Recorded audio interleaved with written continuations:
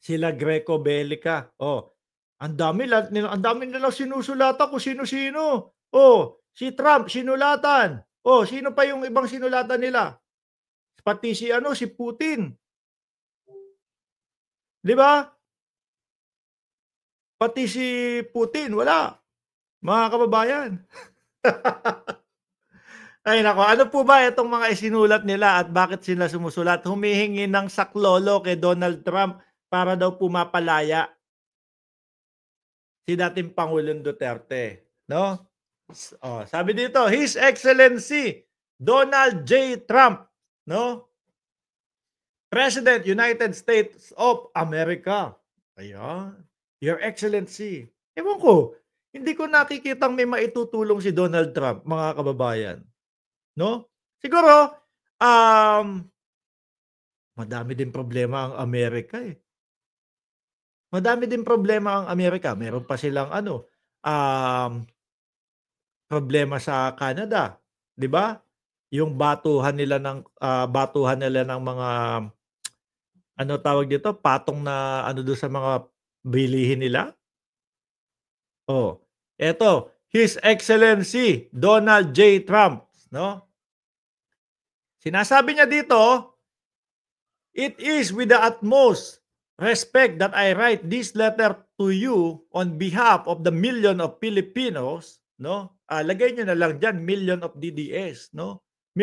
Filipinos, people who support the former President Rodrigo Duterte. Sabi ko nga sa inyo mga kababayan, um, yun hong audience impact, mga bossing, wala.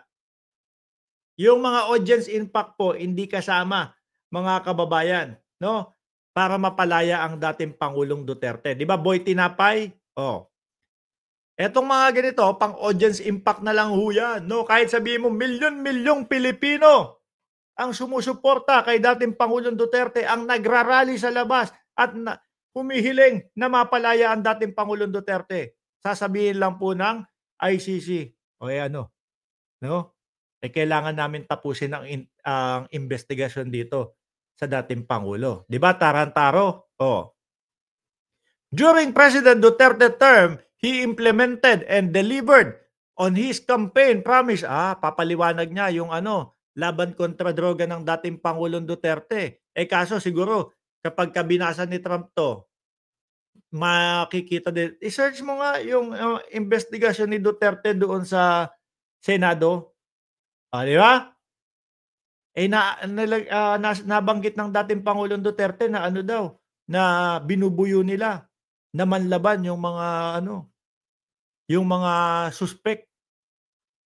'Di ba? Yari, sasabihin, binubuyo pala nila imbes na dalhin na lang sa kulungan, gano'n pa. Anti-criminality and anti-corrupt were the hallmarks of President Duterte administration. Corrupt officials and crime leader trembled in fear from his first day in office. As a former cabinet member, President Duterte and chairman of Presidential Anti-Corrupt of PACC in witness firsthand his dedication and action. Ano ba talaga gusto nilang mangyari dito? Humihingi sila ng tulong kay Donald Trump.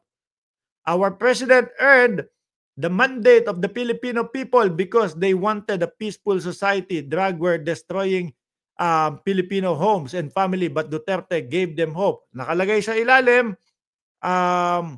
the illegal arrest of President Duterte by the ICC sets a very dark and dangerous precedent, no, for every leader of a free and sovereign country such as United States of America. Hindi naman kasali ang US diyan. No. Bakit sabi ni Thanos, bakit sa US sila nanghihingi ng tulong? 'Di ba yun nga maguguluhan din si President Donald Trump ng Estados Unidos diyan, mga kababayan. Naalala nyo, itong last week lang ho, mga kababayan, sabi ni Martinez Perez, "Totoo ba title mo, Mark?" Basahin yung maigi, 'no? Basahin yung maigi, nakasulat diyan ang petsa at panahon at buwan. 'No? Last week lang ho nagpadala ang Estados Unidos at ang sinabi, yun yung matinding pagkakaibigan ng Pilipinas at Estados Unidos at yung laban natin sa West Philippine Sea ay kanilang sinusuportahan hanggang ngayon ho, mga kababayan. Ngayon, mga bossing, malilito sila. Eh, 'di ba kayo yung grupo na ayaw niyo sa amin? Kayo yung grupo na sinasabi ninyo, eh, ganito, ganyan, na maka-China kayo. Oh, malilito po si Donald Trump, mga kababayan. Pati nga si Putin ano 'no, eh, sinulatan din ho nila, eh. Ano namang kinalaman niyang mga tao na 'yan? Ano ang maitutulong? Sasabihin lang niyang mga 'yan, labas kami diyan." Hmm, walang magagawa 'yan, 'no? Walang magagawa 'yan. At ang ICC, eh, hindi naman gano'n-gano'n lang na, "Uy, tatakutin ni Trump, oy ihinto niyo na 'yan." Meron pong ilang ilang ano, ilang bansa po ang nakasuporta at kapanalig ng ICC, 125 to 150 na bansa. Tingin niyo gano'n-gano'n lang na, susulat si Trump na, "ICC ihinto niyo na 'yang ano, investigasyon niyo kay Duterte dahil sinabi ko." Oh, 'di ba? At lagi niyong sinasabi, ICC, ICC. Sira na ba ang wala na bang wala na bang ano, kumbaga bakit tayo nasa ICC, bakit tayo sasali sa ICC?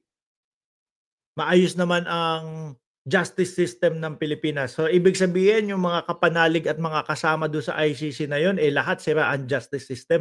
Hindi. Ginagawa, eh, nagiging backup nila yung ICC. Kagaya niyan 'no, eto pabor sa mga DDS, kung sakali na magloko ang ating presidente, kung sakali na ang ating presidente ay lumabis sa kanyang kapangyarihan at tayong mga, Filipino citizen ay naaabuso na, puwede tayong humingi ng tulong sa ICC, 'no? Oh, hindi kaya ng justice system namin itong ginagawa ni Bongbong Marcos, oh, 'di ba? Nongga-nongga lang yun, mga kababayan. Kaya ito, yung mga parali-rally ninyo, wag niyong aksayahin yung, pagod niyo diyan. Yung mga papirma-pirma ninyo, wag niyong aksayahin yung pagod ninyo diyan. Bakit? Hindi kasali ang audience impact. Hindi puwede at wala ding call a friend na kagaya nung ginagawa ni Greco Bellica, ewan ko. Greco Bellica ano, sulat kay Donald Trump, sulat kay Putin, call a friend. Wala din ho 'yan, 'di ba? Wala din hong mangyayari diyan, walang gano'n. Hindi naman 'to Who Wants to be a Millionaire, eh, na, "Oh, tawag ka sa kaibigan mo, baka matulungan ka." 'Di ho ba? Baka nga pati ho si Donald Trump, eh, ayaw doon sa mga nangyari. Bakit 'to? Naaalala niyo si Bato de la Rosa? Oh, naalala niyo si Bato de la Rosa, mga bossing? Nung panahon niya, eh, doon siya nawalan ng ano, nung panahon na unang pagkakaupo ni Donald Trump, doon siya nawalan ng ano, 'di ba, ng US visa. Oh, sabi ni, Mating Vlog, TV 1270, ang gusto nila China, 'di ba? Bakit sila hihingi ng tulong sa Amerika? Magugulo nga 'yan. Sabi ni Ma'am Liberty Torino, doon kayo manghingi ng tulong sa China. Pro-China, 'di ba? Ay Diyos ko. Walang call a friend sa ICC. Nakabase ang mga 'yan sa investigasyon, sa sasabihin ng kampo o sa depensa ni dating Pangulong Duterte, nakadepensa 'yan doon sa sasabihin ng mga witness, nakadepensa 'yan doon sa mga,